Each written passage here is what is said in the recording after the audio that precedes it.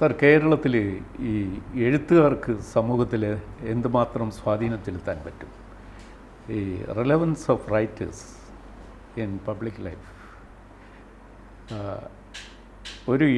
ഒരു രചന വായിച്ച് സമൂഹം എത്രമാത്രം പരിവർത്തന വിധേയമാകും?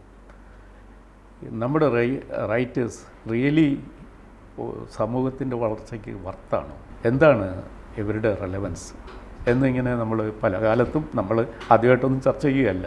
ഇതെല്ലാ കാലത്തും എഴുത്തുകാരൻ്റെ പ്രസക്തി, സാഹിത്യരചന നടത്തുന്നവർ സമൂഹത്തിന് നൽകുന്ന പരോക്ഷമായും പ്രത്യക്ഷമായുള്ള സംഭാവന എത്രമാത്രം വിലപ്പെട്ടതാണ്. ഒരു രാഷ്ട്രീയക്കാരനേക്കാൾ വലിയ മൂല്യങ്ങൾ എഴുത്തുകാർക്ക് സമൂഹം നൽകേണ്ടതുണ്ടോ? അത് ബുദ്ധിമുട്ട് പിടിച്ചൊരു ചോദ്യമാണ്. ഈ അടുത്ത കാലത്ത് ഇതിന് സത്യസന്ധമായ ഉത്തരം പറഞ്ഞ ഒരു കവി ബാലചന്ദ്രൻ ചുള്ളിക്കാടാണ്. അത് അടുത്ത കാലം പോലും ആയിരുന്നില്ല, അത് പറഞ്ഞിട്ട് തന്നെ ഇപ്പോൾ ഒരു 10-20 വർഷമായെന്ന് എനിക്ക് തോന്നുന്നു. ദൂരദർശനിൽ ഒരു ചോദ്യോത്തര പരിപാടിയിൽ ബാലചന്ദ്രൻ സമൂഹത്തിന് വേണ്ടി ഇങ്ങനെ ചെയ്തുകൂടെ അങ്ങനെ ചെയ്തുകൂടെ എന്നൊക്കെ ഫോണിൽ ഒരു ചോദ്യം. അപ്പോൾ ബാലചന്ദ്രൻ പറഞ്ഞു, ഇതൊന്നും ചെയ്യാനുള്ള പ്രാപ്തി എനിക്കില്ല. ഇങ്ങനെ സമൂഹത്തിൽ എന്തെങ്കിലും മാറ്റങ്ങളൊക്കെ ഉണ്ടാകണമെങ്കിൽ നിങ്ങൾ വെള്ളാപ്പള്ളി നടേശനോടോ അന്ന് NSSൻ്റെ ജനറൽ സെക്രട്ടറി ആയിരുന്നു നാരായണ സാറിനോടോ ഒക്കെ പറഞ്ഞു നോക്കണം. ഞാനിങ്ങനെ കവിതയൊക്കെ എഴുതി തെക്കുള്ളത് നടക്കുന്ന ഒരാളാണ്, ഞാൻ വിചാരിച്ചാലൊന്നും നടക്കില്ല എന്ന് ബാലചന്ദ്രൻ തുറന്ന് പറഞ്ഞിരുന്നു. അപ്പോൾ അന്ന് ഞാൻ കുറേ നേരം ഇതിനെപ്പറ്റി ആലോചിച്ചു. ബാലചന്ദ്രൻ പറഞ്ഞത് ശരിയാണ്. ഈ കവിത കൊണ്ടും കഥ കൊണ്ടും സാഹിത്യം കൊണ്ടൊന്നും സമൂഹത്തിൽ വലിയ മാറ്റമൊന്നും വന്നിട്ടില്ല. ചെറിയൊരു ശതമാനത്തിന് അത് സ്വാധീനിച്ചിരിക്കാം. ഇപ്പോൾ ചങ്ങമ്പുഴയുടെ രമണൻ അന്നത്തെ കാലത്ത് ചെറുപ്പക്കാരെ ഒരുപാട് സ്വാധീനിച്ചിരുന്നു. കുറച്ച് കഴിഞ്ഞപ്പോൾ അതങ്ങ് തീർന്നുപോയി. അപ്പോൾ താൽക്കാലികമോ അല്ലെങ്കിൽ ഒരു പ്രത്യേക സെക്ഷനെയോ ബാധിക്കുന്ന ചില കാര്യങ്ങൾ എഴുത്തിലൂടെ സാധിക്കാം എന്നുള്ളതല്ലാതെ സമൂഹത്തെ ആകെ ഒരു പ്രത്യേക ദിശയിലേക്ക് നയിക്കാനോ അവരുടെ മൊത്തം സാംസ്കാരിക നിലവാരം ഉയർത്താനോ ഒന്നും സാഹിത്യകാരന്മാർക്ക് പറ്റുമെന്ന് എനിക്ക് തോന്നുന്നില്ല. അത് പറ്റിയതായിട്ട് ചരിത്രവുമില്ല. അല്ലെങ്കിൽ സാഹിത്യകാരൻ ഈ ഋഷിയല്ലാത്തവൻ കവിയല്ല, നാൻ ഋഷി കവി എന്ന് പറയുമല്ലോ. നാരായണഗുരു അതായിരുന്നു. നാരായണഗുരു കവിയുമായിരുന്നു, ഋഷിയുമായിരുന്നു. അതുകൊണ്ട് സമൂഹത്തെ അദ്ദേഹത്തിന് മാറ്റിമറിക്കാൻ സാധിച്ചു. അതിനുശേഷം എത്രയോ കവികളുണ്ടായി, പക്ഷെ അവർ ഋഷികളല്ലായിരുന്നു.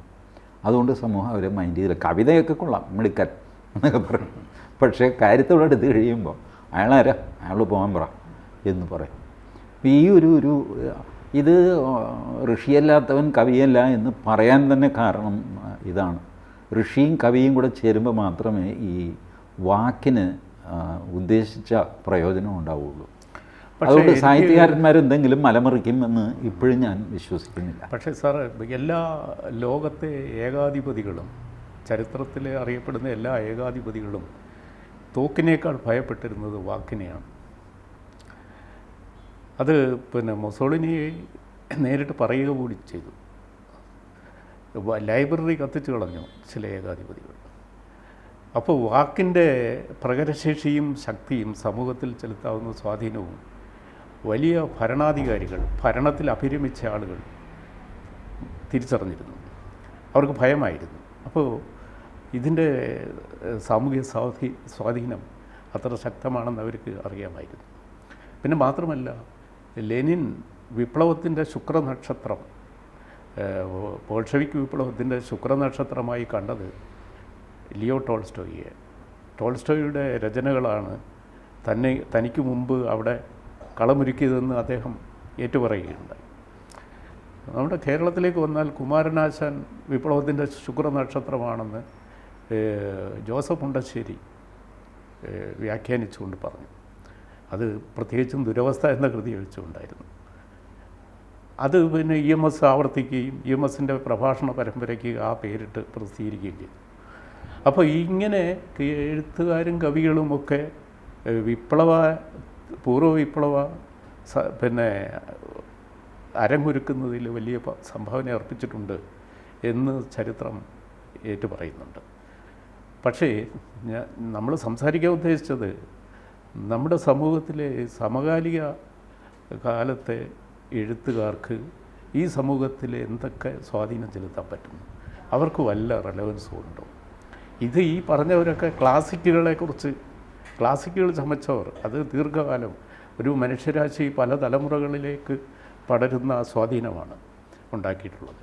അതേസമയത്ത് നമ്മുടെ ഇന്നത്തെ അറിയപ്പെടുന്ന എഴുത്തുകാർ ഈ സമൂഹത്തിൽ വരുത്തുന്ന പരിവർത്തനം എന്താണ്? അവർ ഭാഷയെ നവീകരിക്കുന്നുണ്ടോ? സാമൂഹ്യ ജീവിത മണ്ഡലത്തിൽ എന്തെങ്കിലും ചേഞ്ചസ് വരുത്തുന്നുണ്ടോ? മനുഷ്യൻ്റെ മനസ്സിൽ മാത്രമാണോ അവർ വിപ്ലവം ഉണ്ടാക്കേണ്ടത്? അത് സമൂഹത്തിൽ അവർക്കൊരു ബാധ്യതയില്ലേ? ഇത് നമ്മൾ മാത്രം ചർച്ച ചെയ്ത് 50 വർഷം മുമ്പ് കേരളത്തിൽ ഒരു പ്രധാനപ്പെട്ട ചർച്ചാ വിഷയം പോലുമായിരുന്നു എഴുത്തുകാരൻ്റെ സാമൂഹ്യ പ്രസക്തി. എഴുത്തുകാരൻ നേരിട്ട് സമൂഹത്തിൽ ഒരു വിപ്ലവം ഉണ്ടാക്കുന്നില്ല. അയാൾ വിപ്ലവം ഉണ്ടാക്കുന്നത് അയാളുടെ മാധ്യമത്തിലാണ്. എഴുത്തുകാരനാണെങ്കിൽ അയാൾ ലാംഗ്വേജിലാണ് മാറ്റം ഉണ്ടാക്കേണ്ടത്. ലാംഗ്വേജിനെ ഭാവിയുടെ ഭാവിയിൽ വിശ്വാസം അർപ്പിച്ച് വളർത്തിക്കൊണ്ടുവരേണ്ടതാണ് അയാളുടെ ജോലി. KP അപ്പനെ പോലെയുള്ള വിമർശകരൊക്കെ അത് എഴുത്തുകാരൻ്റെ പ്രഖ്യാപിത നയം അതാണ് എന്ന് ഉപന്യസിക്കുകയും ചെയ്തിട്ടുണ്ട്. അപ്പോൾ അല്ലാതെ സമൂഹത്തിൽ തൊഴിലാളികളെ സംഘടിപ്പിച്ച് അവർക്ക് വേണ്ടുന്ന വിപ്ലവത്തിന് തീ കൂട്ടിക്കൊടുക്കുന്ന പണിയൊന്നും എഴുത്തുകാരൻ ചെയ്യേണ്ടതില്ല. അതിൽ നിന്ന് അവർ അകന്നു നിൽക്കണമെന്ന് പോലും ഈ വ്യക്തിവാദികളായ എഴുത്തുകാർ വാദിക്കുമായിരുന്നു. ആ കൂട്ടത്തിൽ ഒരാളായിരിക്കണം ബാലേന്ദ്രൻ ചുള്ളിക്കാട് നേരത്തെ പറഞ്ഞത്.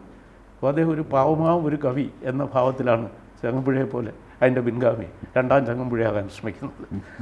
ഞാൻ ഇപ്പോൾ ആ കാലമൊക്കെ കഴിഞ്ഞാൽ ഈ പ്രൊഫസർ M. കൃഷ്ണൻ നായർ എപ്പോഴും പറയുമായിരുന്നു, എഴുത്തുകാരുടെ ഇടയ്ക്ക് ഒരു ക്ലിക്കുണ്ട്. ക്ലിക്ക് എന്ന വാക്കാണ് അന്ന് അദ്ദേഹം ഉപയോഗിച്ചത്. ആ ക്ലിക്കിൽ പെട്ട് കഴിഞ്ഞാൽ നിങ്ങൾക്ക് പേരും പെരുമയും അവാർഡും സംഗതിയൊക്കെ കിട്ടും. ക്ലിക്കിൽ പെടാത്തവരുടെ കാര്യം പോക്കാണ്. അന്ന് ക്ലിക്കിൽ പെടാത്തൊരു മനുഷ്യനായിരുന്നു OV വിജയൻ. OV വിജയൻ ഇവരുടെ ഈ ഒരു നാടകത്തിനും ഒന്നിനും കൂട്ടു നിൽക്കുകയില്ല. അതുകൊണ്ട് അദ്ദേഹത്തിന് ജ്ഞാനപീഡനം ഉണ്ടായില്ലല്ലോ. അപ്പോൾ മലയാള സാഹിത്യത്തെ ക്ലിക്കുകളാണ് കുറേ വർഷങ്ങളായിട്ട്, ഒരുപക്ഷെ കുമാരനാശാൻ്റെ കാലത്തോ വള്ളത്തോളിൻ്റെ കാലത്തോ ഒന്നും ക്ലിക്കൊന്നും ഉണ്ടായിരുന്നില്ല. എല്ലാ കാലത്തും ഉണ്ടായിരുന്നു സാർ. അത് എല്ലാ ലോകത്തും ഉണ്ട്, ഇപ്പോഴും ഉണ്ട്. ഈ നോവൽ സമ്മാനമൊക്കെ കിട്ടുന്ന ആളുകൾ ആരാണ്? അത് ഒരു പ്രത്യേക ലോക ക്ലിക്കല്ലേ. ഇപ്പോൾ കേരളത്തിൽ സംഭവിച്ചിരിക്കുന്നത്, നിങ്ങൾ ക്ലിക്ക് ഇപ്പോൾ ഓപ്പണായി. പണ്ടൊക്കെ രഹസ്യമായിരുന്നത്. M. കൃഷ്ണൻ നായരൊക്കെ എഴുതുന്ന കാലത്ത് ഈ ക്ലിക്കിൽ ആരൊക്കെ ഉണ്ട് എന്ന് അദ്ദേഹം കൃത്യമായിട്ട് പറയില്ല.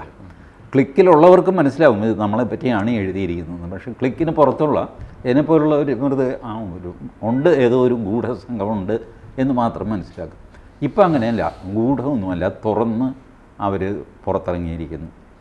അവർ സാംസ്കാരിക നായകന്മാരാണ്. അങ്ങനെയാണ് ഈ ഒപ്പിയാൻ പ്രസ്ഥാനമുണ്ടല്ലോ, ഒരു 10-30 പേര് ചേർന്ന് ആണ് തുടങ്ങുന്നത്.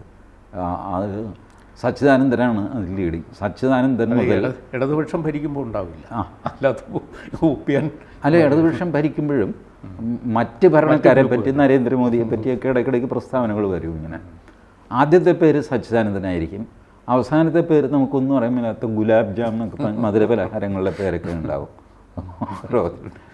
പക്ഷേ ഒരു 10-18 പേര് ഉണ്ടാവും. ഇതിനിടയ്ക്ക് നിൽക്കും ഈ സുനിൽ പീളയിടം, KEN കുഞ്ഞാമ്മൊക്കെ ഇടനിലക്കാരാണ്. മുകളിൽ സച്ചിദാനന്ദൻ, KG ശങ്കരപ്പിള്ള എന്നൊക്കെ പറഞ്ഞിങ്ങനെ. ഇതാണ് ഇപ്പോഴത്തെ ഓപ്പൺ രഹസ്യ പ്രവർത്തനമൊന്നുമല്ല, ഇപ്പോൾ ഓപ്പണാണ്. അവർക്കിഷ്ടമില്ലാത്തത് ചെയ്തു കഴിഞ്ഞാൽ അവരാരെയാണെങ്കിലും ഹീനമായിട്ട് ആക്രമിക്കും. ലേറ്റസ്റ്റ് സാറ് നോക്ക്, കേരളത്തിൻ്റെ വാനമ്പാടിയായിട്ട് നമ്മൾ കൊണ്ടു നടക്കുന്ന ഗായിക ചിത്ര, അവർക്കും അവരുടെ ഒരു വിശ്വാസവും സംഗതിയൊക്കെ ഉണ്ടല്ലോ. അവർ രാമക്ഷേത്രത്തിൽ പ്രാണപ്രതിഷ്ഠ നടത്തുമ്പോൾ വിളക്ക് കൊളുത്തണമെന്ന് എപ്പോഴും ചിരിച്ചുകൊണ്ടിരിക്കുന്നൊരു ഗായിക. ആരോടും പരാതിയോ പരിഭവമൊന്നുമില്ല, ആരെയും ആക്ഷേപിച്ച് ഇന്നുവരെ അവർ സംസാരിച്ചിട്ടില്ല. അങ്ങനെ അവർ ഒതുങ്ങി ജീവിച്ചു പോകുന്നു.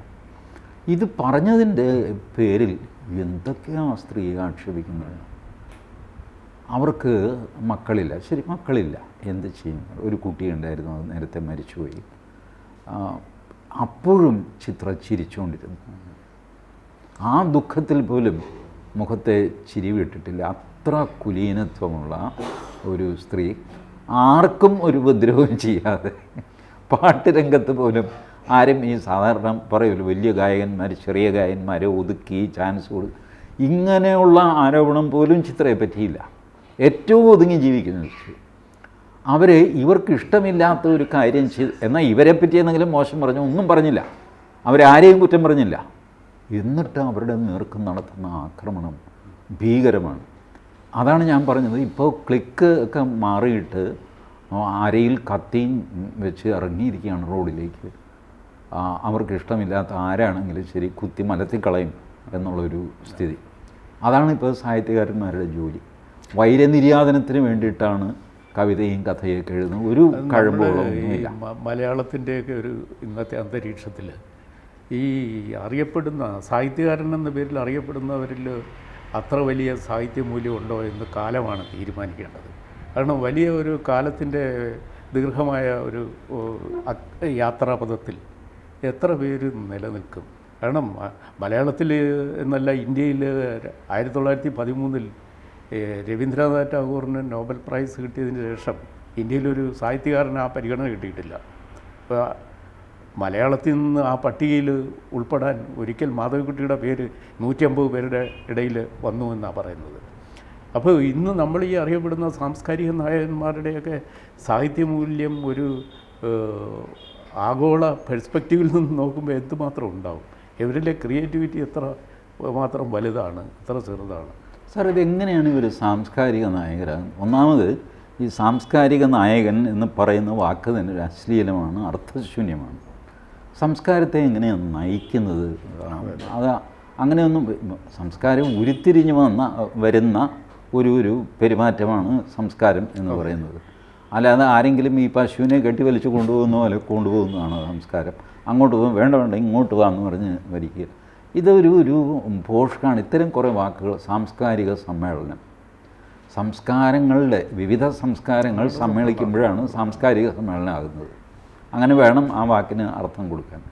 ഇത് സാംസ്കാരിക സമ്മേളനം എന്ന് പറഞ്ഞു കഴിഞ്ഞാൽ പ്രത്യേകിച്ച് അർത്ഥമൊന്നുമില്ല. 4-5 പേര് കൂടിയിട്ട് ഒന്നുകിൽ നരേന്ദ്രമോദിയെ ചീത്ത പറയുക, അല്ലെങ്കിൽ പിണറായി വിജയനെ ചീത്ത പറയുക. ഇത് രണ്ട് പറഞ്ഞു കഴിഞ്ഞാലും സാംസ്കാരിക സമ്മേളനമാണ്. ഈ പറയുന്ന ആൾക്കാർ രാഷ്ട്രീയക്കാരല്ല എന്നുള്ള ഭാവവും ഇവർക്കൊക്കെ വ്യക്തമായ രാഷ്ട്രീയവും ഉണ്ട് താനും. ഇങ്ങനത്തെ ഒരു വാസ്തവത്തിൽ നമ്മുടെ സാംസ്കാരിക രംഗം തന്നെ അധപ്പതിച്ചിരിക്കുന്നു ഈ പറഞ്ഞ നായകന്മാരെ കൊണ്ട്.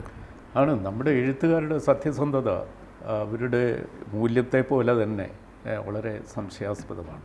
നമ്മൾ രാഷ്ട്രീയക്കാരെയും എഴുത്തുകാരെയും താരതമ്യപ്പെടുത്തിക്കൊണ്ട് എഴുത്തുകാർക്ക് വലിയ ഒരു ഇരിപ്പിടം സമൂഹ മനസ്സ് കൽപ്പിക്കാറുണ്ട്.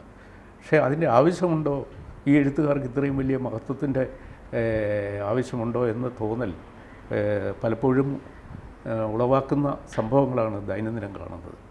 കാരണം ഈ രാഷ്ട്രീയക്കാരുടെ കള്ളത്തരം നമുക്ക് വേഗം മനസ്സിലാവും. എഴുത്തുകാരൻ്റെ കാപട്യം പിടികിട്ടാൻ ഇത്തിരി താമസിക്കും. അപ്പോഴേക്കും അവൻ ബഹുദൂരം സഞ്ചരിച്ചിരിക്കും. അത് സമൂഹത്തിന് വലിയ ക്ഷതവും ഉണ്ടാക്കുന്നുണ്ട്. അതുകൊണ്ട് കഴിഞ്ഞ കാലത്ത് നമ്മൾ ഈ അടുത്ത കാലം വരെയും ഈ എഴുത്തുകാരുടെ മൗനവും എഴുത്തുകാരുടെ ശബ്ദവും ഒരുപോലെ വിവേചിച്ച് താരതമ്യപ്പെടുത്തുന്ന ഒരു കാലമായിരുന്നു. അപ്പോൾ അതിന് ഈ കഴിഞ്ഞ ആഴ്ചയിലാണ് കോഴിക്കോട്ട് നിന്ന് ഒരാൾ സംസാരിച്ച് തുടങ്ങിയപ്പോഴാണ് ഇളക്കം വന്നത്. അതിൻ്റെ പിന്നാലെ ഒരാൾ ഒരു ഖതിന പൊട്ടിക്കുമ്പോൾ അടുത്ത ആളിൻ്റെ കുരവകുപ്പ് വരികയാണ്. ഇനിയും വരുമായിരിക്കും. ഇതാണ് ഇപ്പോൾ നമുക്ക് മലയാള സാഹിത്യത്തിൻ്റെ ഒരു പശ്ചാത്തലത്തിൽ തോന്നുന്നത്. അല്ല, ഇതിൻ്റെ ഒരു കുഴപ്പം സാർ, ഇവരൊന്നും ആയ കാലത്തൊന്നും ചെയ്യാതിരിക്കുക, വയസ്സ് കാലത്ത് വിവേകം വരികയോ വന്നതായിട്ട് ഭാവിക്കുകയോ ചെയ്യുക. ഇതൊരു നല്ല കാര്യമായിട്ട് എനിക്ക് തോന്നുന്നില്ല. ഇപ്പോൾ ഈ പറഞ്ഞ വ്യക്തിപൂജയ്ക്കെതിരെ, ഏകാധിപത്യത്തിനെതിരെ ഈ പറഞ്ഞ ആൾക്കാരൊക്കെ അടിയന്തരാവസ്ഥക്കാലത്ത് ജീവനോടെ ഉണ്ടായിരുന്നു. അനങ്ങിയില്ലല്ലോ. അന്ന് അനങ്ങിയ ആൾ അയ്യപ്പ പണിക്കരും എം ഗോവിന്ദനും ഒ വി വിജയനും ഒക്കെയാണ്. ഭംഗ്യന്തരേണെങ്കിലും അവിടെ ഇവിടെയൊക്കെ എഴുത്തോ നിൻ്റെ കഴുത്തോ എന്നൊക്കെ ചോദിച്ചാൽ ഗോവിന്ദൻ അങ്ങനെ ചോദിച്ചു. പിന്നെ മറ്റേ കാർട്ടൂൺ വരച്ചു ഇന്ദിരാഗാന്ധിക്കെതിരെ. അപ്പോൾ ഈ പറഞ്ഞ നേതാക്കന്മാരൊക്കെ അന്ന് രംഗത്തുണ്ട്. നിസ്സാരക്കാരല്ല. എം ടിയും മുകുന്ദനും ഒക്കെ 1977 നിസ്സാരക്കാരല്ല, അല്ല, അന്ന് വളരെ ലൈംലൈറ്റ് നിൽക്കുന്ന ലബ്ധപ്രതിഷ്ഠരായ ആൾക്കാരാണ് അന്ന്. എം ടി സിനിമ കൊണ്ടും മുകുന്ദൻ തൻ്റെ നോവലുകൾ കൊണ്ടും ഒക്കെ ഈ യുവതലമുറയെ ഏകദേശം സ്വാധീനിച്ച ആൾക്കാരായിരുന്നല്ലോ മുകുന്ദൻ, കാക്കനാടൻ, ഒ വി വിജയൻ. അതിൽ ഒ വി വിജയൻ മാത്രമാണ് നമ്മുടെ പിള്ളേരുടെ വരുന്ന തലമുറയുടെ ജീവിതം ഉത്സവമാകണം എന്ന് ആഗ്രഹിച്ച് വേണം എഴുതാൻ എന്നൊരിക്കൽ ഒ വി വിജയൻ സൂചിപ്പിച്ചിരുന്നു. അത് ഇവരാരും മൈൻഡ് ചെയ്തില്ല. കാക്കനാടനും മൈൻഡ് ചെയ്തില്ല, മുകുന്ദനും മൈൻഡ് ചെയ്തില്ല. എന്ത് തലമുറ പോകാൻ പറ എന്നൊക്കെ പറഞ്ഞിട്ട് അന്ന് നീഷയ, അസ്തിത്വവാദം, മുടി വളർത്തുക, താടി വളർത്തുക, ഇതൊക്കെ ആയിരുന്നില്ല. അതും തിരിഞ്ഞു നോക്കിയിട്ട് ബാലചന്ദ്രൻ ചുള്ളിക്കാട് പറയുന്നുണ്ട്, അന്ന് കുറേ പേര് ഇങ്ങനെ ചരസ്, ചാരായൻ, നീഷ എന്നൊക്കെ പറഞ്ഞ് നടന്നു. ബുദ്ധിയുള്ള പിള്ളേർ 70കളിൽ ഗൾഫിലേക്കുള്ള കുടിയേറ്റം തുടങ്ങി. അപ്പോൾ അവിടെ പോയി അവർ 10 കാശുണ്ടാക്കി, അതുകൊണ്ട് ഇന്നിപ്പോൾ ഞങ്ങൾ കഞ്ഞി കുടിച്ച് കിടക്കുന്നു എന്ന് ബാലേന്ദ്രൻ പറയുന്നത്. ഇത് തിരിഞ്ഞു നോക്കി കഴിയുമ്പോൾ ആ കാലത്ത് ഈ ഗൾഫിലേക്ക് പോയതിനെ സാംസ്കാരിക അധപ്പതനം എന്ന് വിശേഷിപ്പിച്ച എഴുത്തുകാരുണ്ട് കേരളത്തിൽ. അത് ശരി, അങ്ങനെ ആണ്. ആ വിദ്യാഭ്യാസവും വിവരമില്ലാത്തവന് ധാരാളം പണം ഉണ്ടായാൽ അവൻ സാമൂഹ്യ ദ്രോഹിയാകും. അതെ, അതായിരുന്നു തിയറി. അങ്ങനെ ഒരു 2-3 തുടർ ലേഖനം വന്നു.